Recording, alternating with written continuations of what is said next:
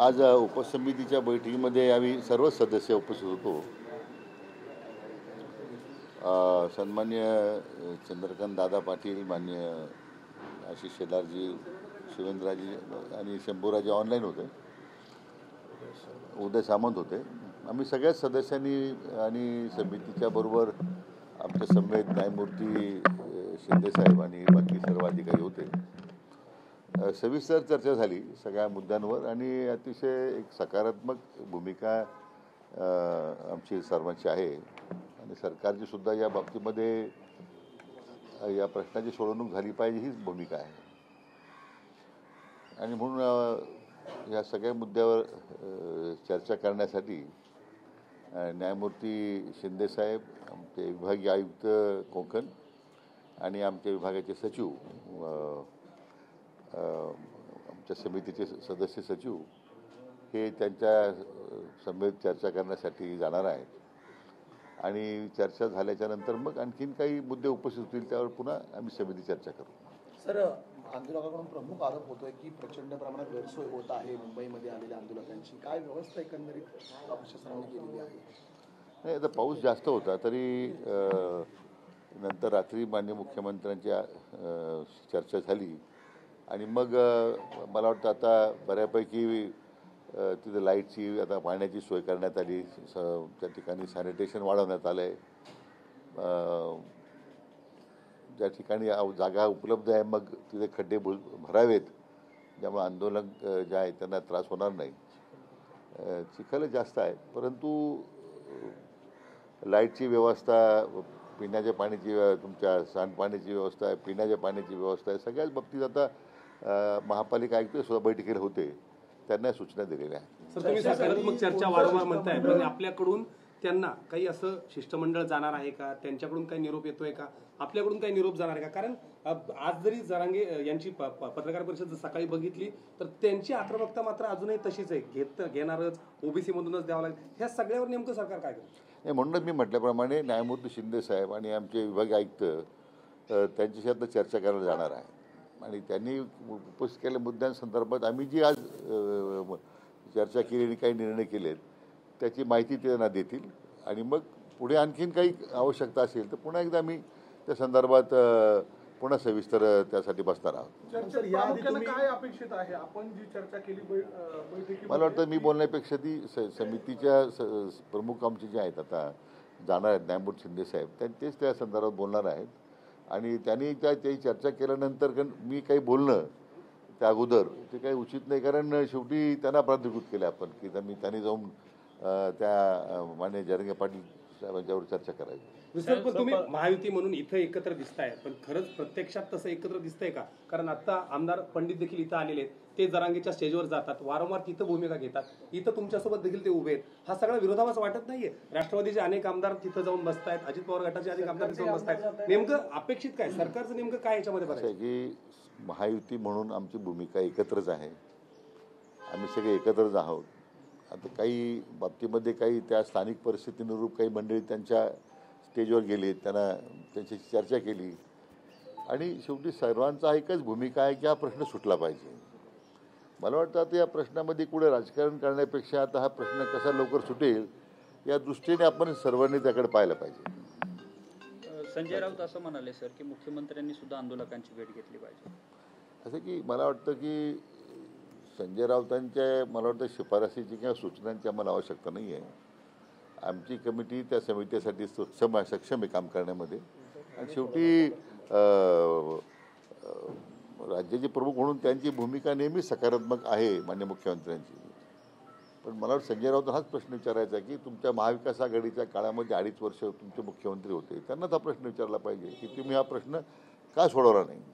Sir, याला लागूनच काल एक सगळ्याच सर्वपक्षीय आमदारांचं आणि नेत्यांचं एक पत्र व्हायरल होत होतं की ज्याच्यावर कायदेशीर चौकटीमध्ये या आंदोलनाला सगळ्यांचं समर्थन आहे. प्रत्यक्षात मात्र भूमिका घेताना कोणी दिसत नाही. मग ते उद्धव ठाकरे असतील, शरद पवार साहेब असतील किंवा ही सगळी लोक प्रत्यक्षात भूमिका घेताना दिसत नाहीये. हे कुठेतरी ह्याचा सगळ्याचं काय म्हणायचं?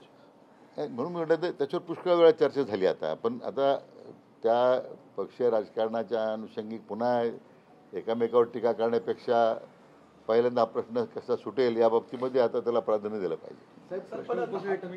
प्रश्न उपस्थित राहतो की मुळात जरांगे इथे येण्यापेक्षा तत्पूर्वीच त्यांच्यावर चर्चा करायला सुचवलं का गेलं नाही.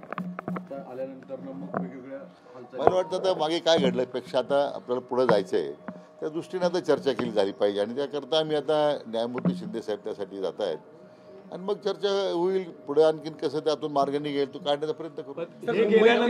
गेल्यानंतर तरी आंदोलन थांबेल असं वाटतं तुम्हाला वास्तववादी वाटते का की आंदोलन मधूनच आरक्षण मराठा समाजाला द्यावं कारण आधी 350 जाती आहेत ओबीसी आरक्षणामध्ये आणि सामाजिक एकंदरीत जर आपण पाहिलं आर्थिक सर्वेक्षण केलं त्यामध्ये हे घटकामध्ये बसतंय का? मला वाटतं त्याच्या प्रश्नाचं उत्तर आज देणं शक्य नाही, आज मी देणार नाही कारण विस्ताराने चर्चा केल्यानंतर त्या बाबतीमध्ये शिंदेसाहेब स्वतःच त्यांच्याशी बोलणार आहे.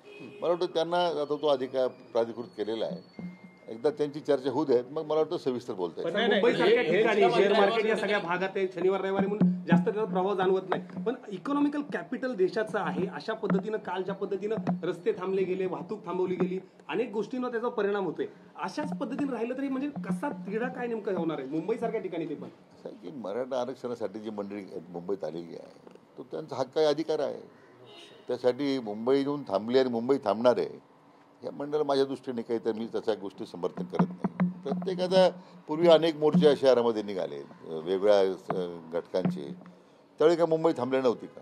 आज फक्त मराठा समाजी लोक आंदोलन करतात म्हणून केवळ आता मुंबई थांबली हा त्यांच्यावर दोषारोप करणं चुकीचं आहे. प्रत्येकाचा अधिकार आहे लोकशाही त्यांना दिलेला अधिकार आहे ते आंदोलन करतायत. मला वाटतं त्यांची भूमिका आहे शासन ऐकून घेत आहे त्यापेक्षा त्यांच्या भावनेचा आदर करण्याची गरज आहे असं मला वाटतं. आंदोलकांना काय आव्हान कराल कारण आंदोलक मोठ्या संख्येने बसेसवरती नाचताना वगैरे पाहायला मिळत आहेत प्लॅटफॉर्मवरती नाही स्वतः मान्य जरंगे पाटलांनी आव्हान केले आंदोलक जे आलेले आहेत की शांततेचा मार्ग स्वीकारा कुठं अतिरिक्तपणा करू नका.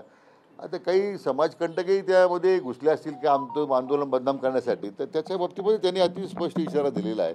मला वाटतं ते स्वतःच आव्हान करतायत आणि आमचंसुद्धा तेच आव्हान आहे की आंदोलनाचं जी काही सध्या जी भूमिका आहे आंदोलन ज्या पद्धतीने चाललेलं आहे शांततेनं त्याचा कुठेही विपरीत काही मंडळींनी करू नये असं माझी त्यांना विनंती आहे. सर रोहित पवार किंवा असे अनेक विरोधी पक्षाचे आमदार जाणीवपूर्वक की रेस्टॉरंट बंद केले आहेत वीज तोडली ह्या सगळ्या आरोपांकडे कसं बघतायत जाणीवपूर्वक केलं जाते सर? अशी कुठे वीज तोडलेली नाही आहे. असं की मान्य हायकोर्टाचा एक निर्णय आहे मान्य उच्च न्यायालयाचा की आझाद मैदानाला 6 नंतर परवानगी देऊ नये तिथं लाईटची व्यवस्था होत नाही. आतापर्यंत असंच घडलेलं आहे. तरी आपण पर्यायी व्यवस्था म्हणून तिथं त्या ठिकाणी विजेची रात्री केली. पाणी तोडण्याचा प्रश्नच नाही ते. आता त्या भागातले जे रेस्टॉरंट आहेत ते खाजगी रेस्टॉरंट आहेत सगळे ते काही सरकार रेस्टॉरंट चालू होतं म्हणून काही सरकारने सूचना दिल्यात त्या लोकांनी त्या खाजगी रेस्टॉरंट चालकांनी का ते बंद केलेत हा त्यांचा प्रश्न आहे. शासनाने काय शेवट आदेश काढलेत की काही लेखी स्वरूपात दिलेत. एक तरी मला उदाहरण दाखवा की आमचा अधिकारी शासनाचा गेला किंवा महापालिकेत गेला आणि त्यांनी रेस्टॉरंट बंद करायला लावले. म्हणून रोहित पवार आणि अशा सारख्या लोकांना फक्त राजकारण करायचं आहे. मराठा समाजाच्या जखमेवर मीठ चोळण्याचा धंदा त्यांनी बंद केला पाहिजे. मुख्यमंत्र्यांवरती टीका केलेली आहे आणि दोन्ही उपमुख्यमंत्री आहेत त्यांचं त्यांनी वाहवाही केली त्याबद्दल काय बोलायचं? असं तो आज चर्चा होतो आज त्यांच्या मागण्यासंदर्भात चर्चा करण्याचा प्रश्न आहे. शिंदे साहेब जात आहेत चर्चा करायला. मला वाटतं अनावश्यक आता काय आरोप झाले काय झाले नाही याच्यावर चर्चा करण्यापेक्षा तो काय आमच्या समितीचा अधिकार नाही.